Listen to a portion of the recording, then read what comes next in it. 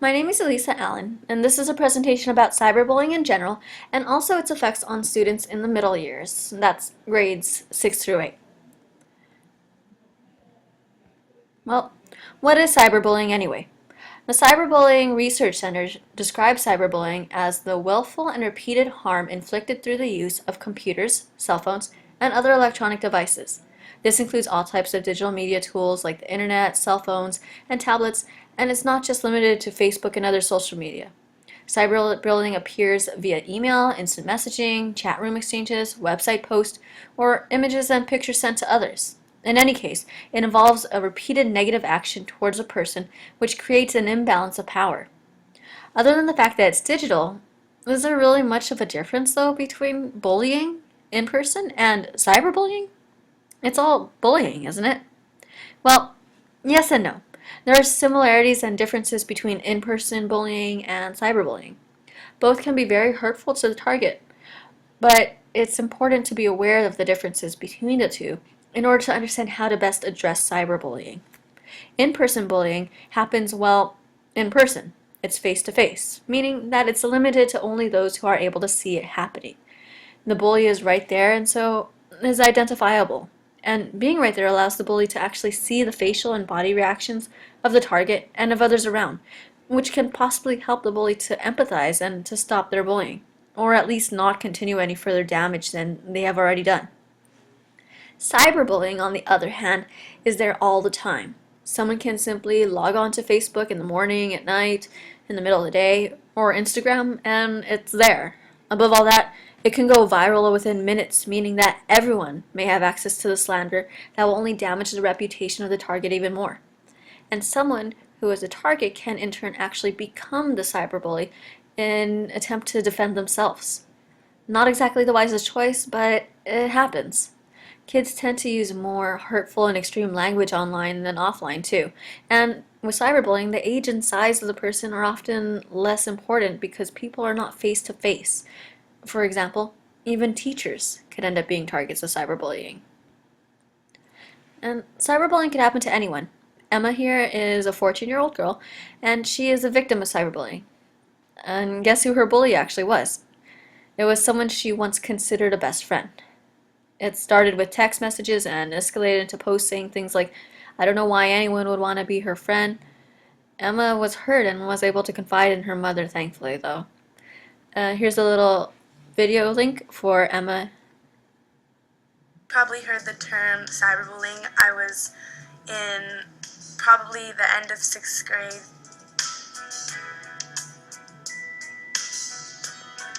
I understood that it was just people being really mean to each other online or over the phone or text messaging. I don't think I thought that it could happen really. It was kind of like in another world kind of a thing.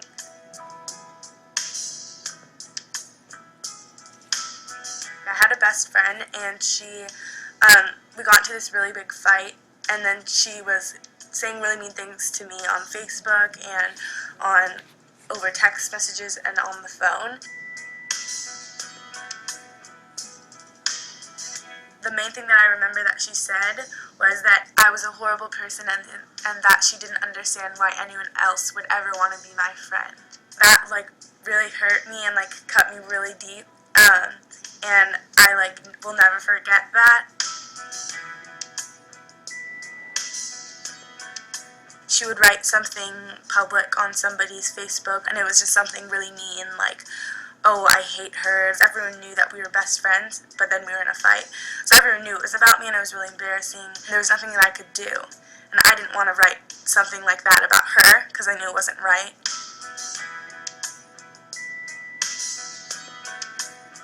I wouldn't want to tell my mom, but then it got really bad, and I just knew that I needed my mom to help me. So I told my mom, and then she helped me.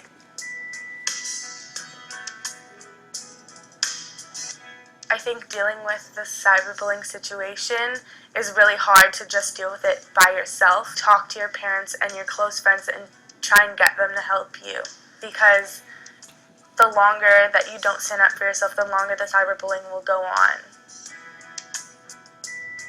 Emma is just one of the many that have been cyberbullied. Stacy's story is regarding a comment she wrote on MySpace. her comment to her friend is taken completely out of context, and another one of her friends created a bulletin board to talk badly behind Stacy's back. The bulletin board, although it did not mention her, was clearly about her, and soon it wasn't just her so-called friends who were seeing and posting anymore, but others at school were reading and seeing these images posted, and this obviously would had hurt Stacy and made her feel helpless and frustrated. The video for Stacy's story is linked in this presentation. One time, me and this girl got into like a disagreement because her friend saw me comment her boyfriend.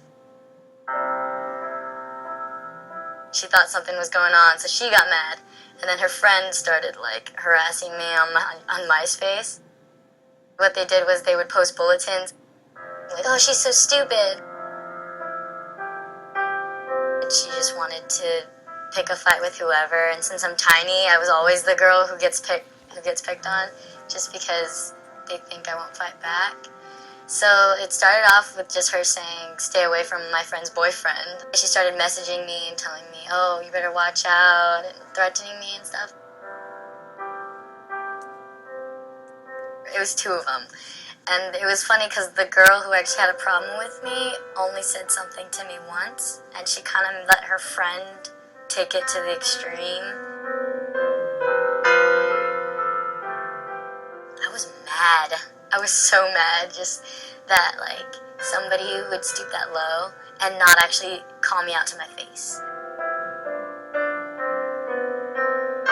I just was so frustrated that I couldn't even retaliate or like say anything back without being as low as she was, because everyone knew who she was talking about, and everybody knew like that it was talking about me. People post pictures and tag them and put dumb comments and stuff like that, and it was just another way to confront someone without actually being in their face, just like talking behind someone's back because you're too scared to actually go in their face and do it.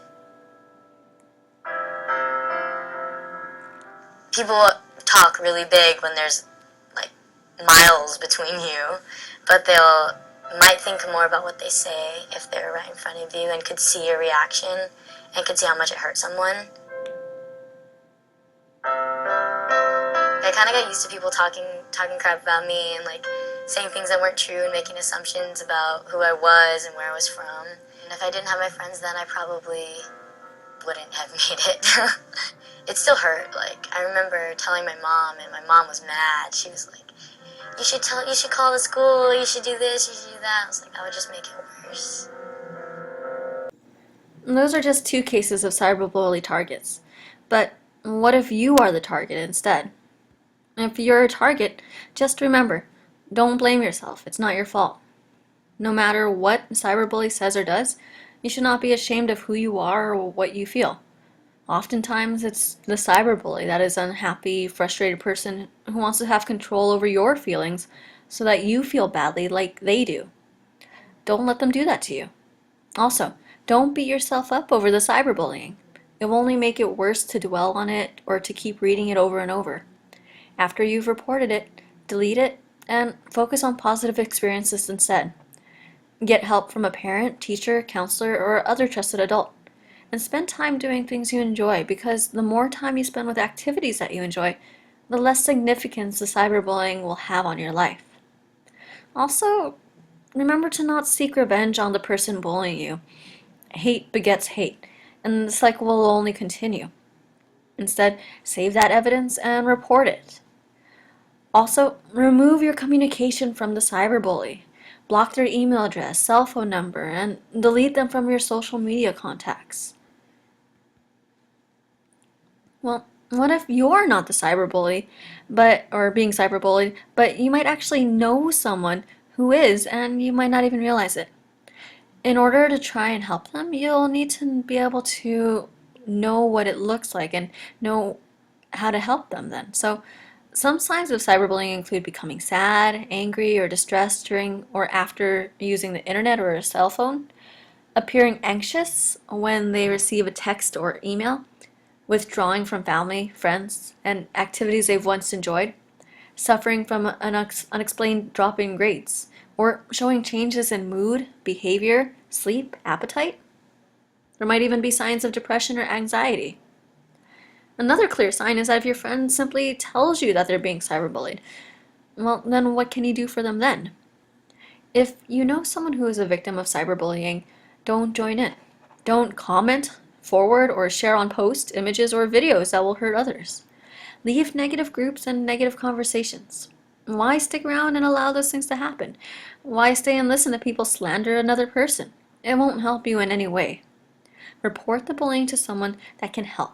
Tell a trusted adult, a teacher or a counselor perhaps. If you're confident in yourself, then call others out on their bullying and ask them to stop. Tell them, enough, this isn't funny.